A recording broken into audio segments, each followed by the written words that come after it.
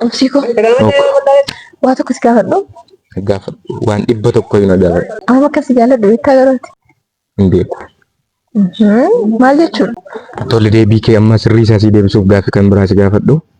Dandeessa. Amma mee baatii kana keessa durba kan biraa walii wal jaallannee otoo bultii ijaarrannee akkam goota? Mala kan godhustu yookiin ofii koona fajjeessa. Yookiin immoo ishee ati nan jaalladhe akka duuka gaa'ela jaallattu kana ishee ajjeesee umurii koontuma isaa mana dabaatti fixa. Kanan ta'u taanaanii. Tole. Otoon immoo ammaa jechuudha.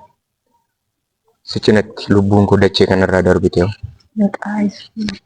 Maaf murtaati? Isa dhiisi gaaffiidha. Gaaffiin jiraachuun akka jiru duun jira. Maal gaaffiin si gaaffii miti akkam goota? Si bukkee raafuu hin danda'an. Ofii koona fajjeessa. Gaafa akkasii immoo dhadeessee nan gaafate. Jaalala jechuun siif nama jaallatan dirqama argachuu jechuudha miti. Leeka. Garuu akkas ta'uu hin qabu.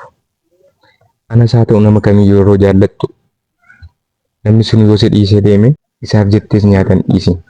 Ofiin dhiphisiinis. Hin boo'inis hin aariinis abdiis hin kuti.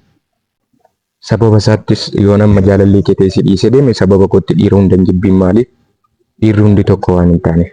Garuu waan gurguddaa lamatti gammadi. Tokko laphee qulqulluun na jaallachuu kee. Lammataa immoo imaanaa jaalala hanga dhumaatti eeguu kee. Maaliif ree?